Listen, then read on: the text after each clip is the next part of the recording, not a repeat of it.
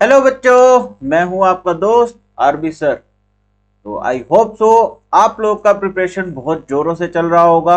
And उसी जोर को बरकरार करने के लिए, उसी जोश को बरकरार करने के लिए मैं आपके सामने लेके आया हूं ये 10 मिनट केमिस्ट्री, जो कि बहुत ही ज़्यादा इनोवेटिव प्रोग्राम है। तो एक लेक्चर आप लोग देख चुके होंगे, आई होप सो आप सभी ने देखा होगा। और अगर आपको वीडियो पसंद आया होगा तो आपने चैनल को शेयर भी करा होगा बेटा। क्लियर। तो चलिए आज हम लोग अपना सेकंड लेक्चर, अदर लेक्चर पढ़ेंगे 10 मिनट केमिस्ट्री के अंदर। तो क्या है आज का टॉपिक? बहुत ही ज्यादा इंटरेस्टिंग है, बहुत ही ज्यादा इंपॉर्टेंट है। क्लियर। तो आज हम लोग पढ़ेंगे नाइट्रोजनस बेसिस के बारे में। किसके बारे में पढ़ेंगे? Nitrogenous bases.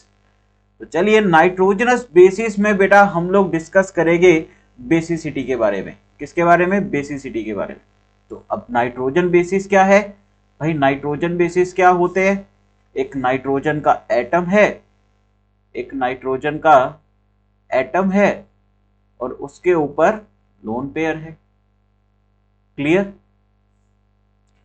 तो अब यहां पर बेसिसिटी का कॉन्सेप्ट क्या है? बेसिसिटी बहुत ही सिंपल है। क्लियर। बेसिसिटी का मतलब क्या है? Basicity is directly proportional to availability of lone pair.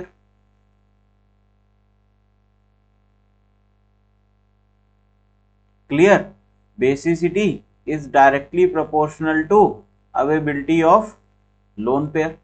कि बेटा जितना ज्यादा नाइट्रोजन एटम पे लोन पेयर होगा, जितनी ज्यादा टेंडेंसी नाइट्रोजन एटम की लोन पेयर डोनेट करने को होगी, उतना ज्यादा उसका बेसिसिटी होगा।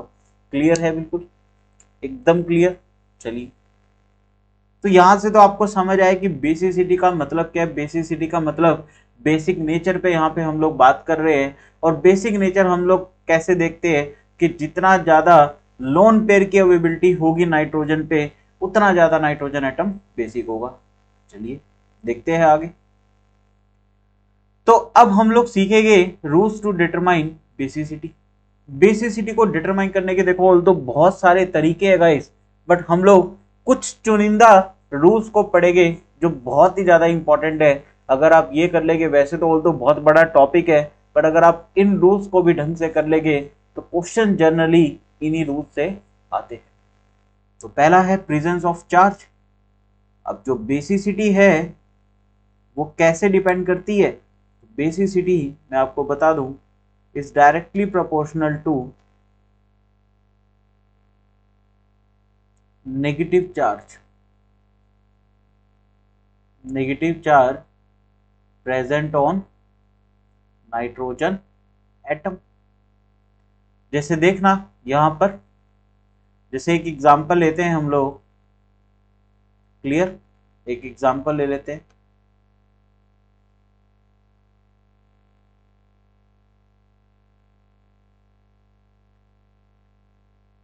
तो एग्जांपल मान लो मैंने ले लिया, one is NH2। Clear. NH2 minus, ये मेरा ए कंपाउंड है। बी मैंने ले लिया NH-2 और सी मैंने ले लिया N-3। अब मुझे जानना है कि इन तीनों में से सबसे ज्यादा बेसिसिटी किसकी। तो अभी हम लोगों ने ऊपर पढ़ा क्या कि basicity is directly proportional to negative charge present on nitrogen atom. तो बेटा देखो फर्स्ट वाले पे एक माइनस का चार्ज है, सेकंड वाला तो उससे भी ज्यादा अच्छा है, इस पे -2 का चार्ज है, और थर्ड वाला तो बेटा इन दोनों का बाप है, इसके ऊपर तो -3 है। जो बेसिसिटी का ऑर्डर होगा वो क्या होगा? NH2 minus is less than NH-2 is less than N-3। Clear. बहुत ही सिंपल था, बहुत ही इंपॉर्टेंट क्वेश्चन था। आई थिंक आपको समझ आया होगा। चलिए आगे चलते हैं नेक्स्ट रूल पे। नेक्स्ट है बेटा, ये प्रायोरिटी के अकॉर्डिंग है। अगर आपके पास नेगेटिवली चार्ज स्पीसीज आती है जिनके ऊपर नेगेटिव चार्ज है, तो नेगेटिव चार्ज का बेसिसिटी न्यूट्रल के कंपेयर में बहुत ज्यादा होता है। क्लियर। अब देन नेक्स्ट हाइब्रिडाइजेशन की बात करें तो बेसिसिटी कैसे अफेक्ट करती है। तो यहां पर हम लोग लिखेंगे basicity is inversely proportional to hybridization. ऐसा मैंने क्यों बोला, ऐसा मैंने क्यों बोला, क्योंकि अब यहां पर जरा ध्यान से देखना, हमें पता है बेटा परसेंटेज एस करेक्टर जो होता है वो डायरेक्टली प्रोपोर्शनल टू इलेक्ट्रोनेगेटिविटी होता है। और सोचो अगर जितना ज्यादा परसेंटेज एस करेक्टर होगा उतना ज्यादा एटम इलेक्ट्रोनेगेटिव होगा, और इलेक्ट्रोनेगेटिविटी का मतलब है tendency to attract shared pair of electron. वो बेटा इलेक्ट्रॉन देगा नहीं इलेक्ट्रॉन पेयर, वो इलेक्ट्रॉन पेयर को खींच ले, वो इलेक्ट्रॉन पेयर दे नहीं रहा, वो खींच रहा है, तो बेसिसिटी घट जाएगी। जैसे एग्जांपल देखते हैं, मान लो मैंने लिखा CH3 CH2 NH2, क्लियर, ये मेरा ए कंपाउंड है। मान लो मैंने ले लिया CH3 CH double bond NH, ये मेरा बी कंपाउंड है। मान लो एक मैंने ले लिया CH3 C triple bond N, ये मेरा सी कंपाउंड है। बहुत ही ज्यादा फेमस क्वेश्चन है, बहुत सारे कंपटीशन में आ चुका है, तो देखिए जरा इसको। तो यहाँ पर अब मुझे बेसिसिटी बतानी है, तो जरा अगर मैं चेक करूं तो ये वाला जो नाइट्रोजन एटम है ये sp3 हाइब्रिडाइज्ड है, ये वाला नाइट्रोजन एटम जो है sp2 हाइब्रिडाइज्ड है, और ये वाला नाइट्रोजन एटम जो है sp हाइब्रिडाइज्ड है। तो मुझे पता है कि sp के अंदर बेटा परसेंटेज एस करेक्टर सबसे ज्यादा है, जिसका मतलब ये नाइट्रोजन एटम सबसे ज्यादा इलेक्ट्रोनेगेटिव है। दैट मीन्स ये लोन पेयर को डोनेट नहीं करेगा, तो इसका बेसिक करेक्टर सबसे कम होगा। तो सबसे ज्यादा होगा ए वाला, फिर होगा बी वाला, एंड देन फिर होगा सी वाला। तो आई थिंक आप लोगों को समझ आया होगा। चलिए नेक्स्ट कंसेप्ट की तरफ बढ़ते हैं। The next concept is delocalisation. अब देखिए डीलोकेलाइजेशन आपको कब लगाना है। This concept is applicable when hybridization is same। यदि बेटा हाइब्रिडाइजेशन सेम है तो फिर आपको डीलोकेलाइजेशन पे जाना है। मतलब जितना ज्यादा चार्ज जितनी बड़ी वॉल्यूम में डिस्पर्स होगा बेटा उतना ज्यादा स्टेबल होगा। आपको तो पता ही है जितना ज्यादा बड़ी वॉल्यूम में जितने ज्यादा बड़े स्पेस में चार्ज डीलोकेलाइज होगा उतना ज्यादा चार्ज स्टेबल होगा।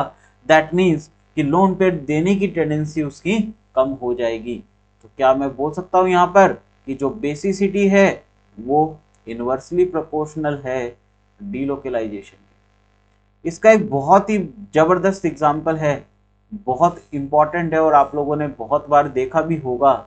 जैसे अगर मैं बात करूं बेटा, देखना जरा, मान लो मैंने ले लिया है एनिलीन, मैं क्या ले रहा हूं एनिलीन।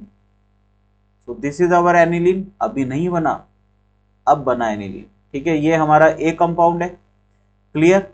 एक मैं ले लूं बेटा अपना क्या पिरिडीन, पिरिडीन मैंने ले लिया है, this is pyridine, this is pyridine, इसको हम लोग पिरिडीन बोलते हैं। तो this is our B. And एक मैं ले लेता हूं, देखना जरा, पाइरोल। एक मैं क्या ले लेता हूं, बहुत ही ज्यादा इंपॉर्टेंट क्वेश्चन है, पाइरोल में एक ले लेता हूं, ये मैंने ले लिया है पाइरोल, क्लियर।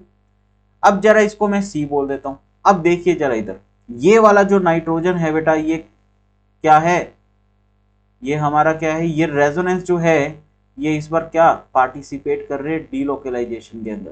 तो ये वाला नाइट्रोजन जो है ये sp2 हाइब्रिडाइज है, sp3 मत बोल देना, sp2 है, क्योंकि लोन पेयर दिख तो रहा है बट वो लोकेलाइज नहीं है, डीलोकेलाइज है, क्लियर। यहाँ पर ये वाला नाइट्रोजन एटम भी क्या है sp2 है, और ये वाला नाइट्रोजन एटम भी sp2 है। अब यदि आप रूल नंबर 2 के साथ जाते हैं जिसमें हाइब्रिडाइजेशन के बेसिस पे हमने बेसिसिटी बताई, वो यहाँ पर एप्लीकेबल नहीं होगा। क्यों, सारे के सारे sp2 हाइब्रिडाइज्ड है।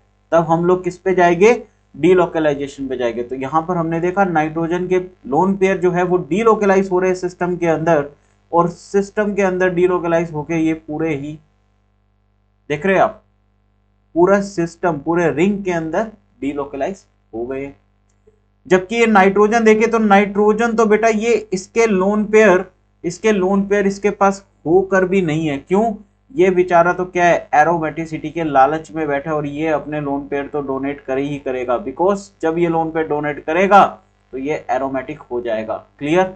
और जो ये वाले जो pyridine के लोन पेयर है ये क्या है हमारे लोकलाइज्ड है। अगर लोकलाइज्ड है because it is also aromatic, ये 6 पाई इलेक्ट्रॉन की वजह से ये एरोमेटिक है, हकर रूल ओबे कर रहा है। सो दैट्स वाई मैं क्या बोलूंगा कि बी जो है वो किससे ज्यादा है, ए से, और ए बहुत ही ज्यादा है सी से। तो आई थिंक आपको बात समझ आई होगी। Thank you guys. So this is all about the nitrogen bases. मैं आपको बोलना चाहूंगा कि मैंने आपको पहले ही बोला कि दिस इज मेन 3 रूल्स जो ज्यादा इंपॉर्टेंट है। और भी बहुत सारे फैक्टर है, सॉल्वेशन का भी इफेक्ट पड़ता है बेसिसिटी पे, ऑर्थो इफेक्ट का भी इफेक्ट पड़ता है, हाइड्रोजन बॉन्डिंग से भी इफेक्ट पड़ता है। तो ऐसे तो बहुत सारे फैक्टर्स है जो बेसिसिटी को अफेक्ट करते हैं, बट जो मेन 3 है वो मैंने आपको यहाँ पर बताए। आई होप सो आपको वीडियो पसंद आएगी। अगर आपको वीडियो पसंद आती है तो चैनल को जरूर ज़्यादा से ज़्यादा शेयर करें एंड सब्सक्राइब भी कर ले for important information. So thank you guys. Bye bye. Take care. Best of luck for your NEET exam.